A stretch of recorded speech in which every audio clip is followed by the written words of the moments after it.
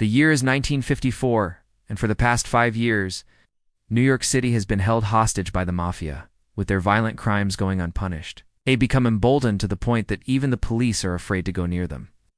But there is one man who isn't scared of the Mafia, Charles "Lucky" Luciano, and he has one plan to finally put an end to their reign of terror. By working with the police, he would be able to share intel about his fellow mobsters in exchange for immunity from prosecution. He said that he had discovered a way to launder money for the Mafia, which would help them avoid paying taxes.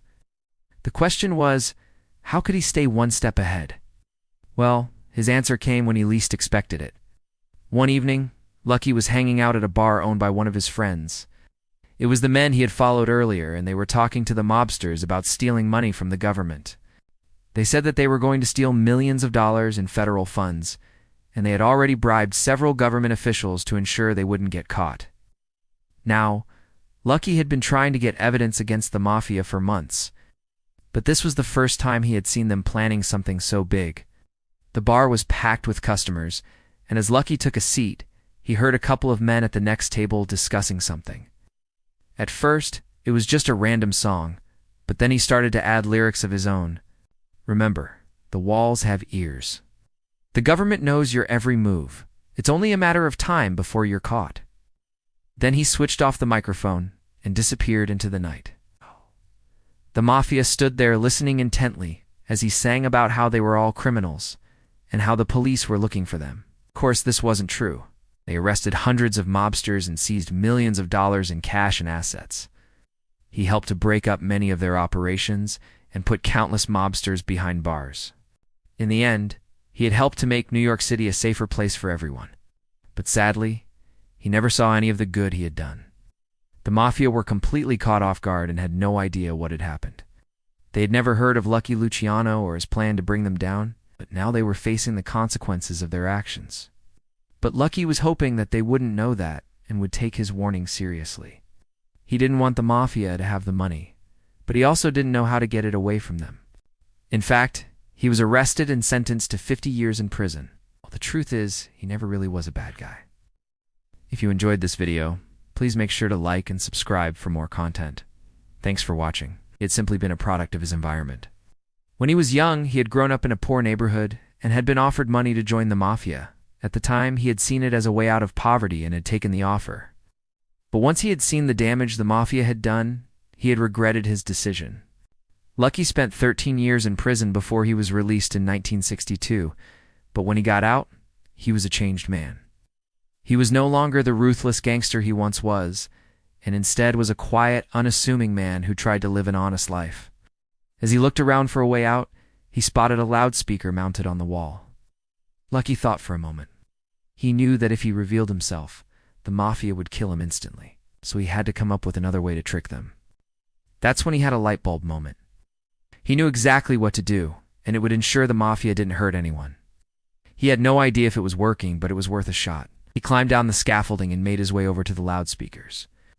He overheard them mention something about a big score they had planned, and when they left, Lucky decided to follow them. This, of course, got everyone's attention, and they all turned to look at the loudspeaker. Lucky took a deep breath and said, "I'm here to tell you that everything you're about to do is illegal." Everyone was stunned silent, and they all looked around to see who had said that.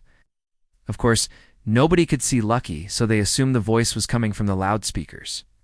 He called it the best thing since sliced bread, and said it would change how they operated. Lucky even went as far as to say that he already had plans to expand the operation internationally.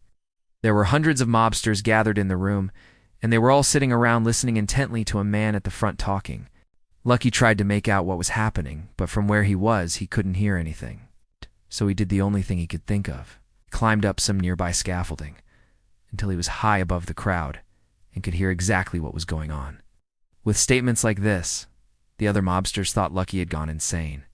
They couldn't believe anyone would try to mess with the government like that. This gave Lucky the chance he needed to gather intel about the Mafia and pass it on to the authorities. But the problem was that Lucky needed a way to escape the Mafia without them knowing. If they found out he was working with the police, he would be dead within a day. He knew that warehouses were usually used for storing illegal goods, but he never would have guessed what these men were planning. After following them for a few blocks, Lucky hid in an alleyway opposite the warehouse and waited for them to make their move. Sure enough, just after midnight, two men came out of the warehouse and drove away in a van. Lucky quickly made his way to the warehouse and managed to get inside. What he saw shocked him. Luckily, though, he had the perfect way to escape the Mafia. This plan will cost him everything. But if it works, he could save countless lives and make New York City safe once again. So here's how Lucky Luciano outsmarted the entire Mafia. Charles Lucky Luciano was a made man in the Genovese crime family. He had been a Mafia member for over 20 years and was one of the most feared gangsters in the country. He wasn't violent like some of the other mobsters. Instead, he preferred to manipulate people into doing what he wanted. And boy, did this work. In the early 1950s, he became the boss of the Genovese crime family. Under his leadership, organized crime groups from all over America met with him to discuss important matters. And so, because of his influence, Lucky was one of the main reasons why the Mafia could operate freely across the whole of America.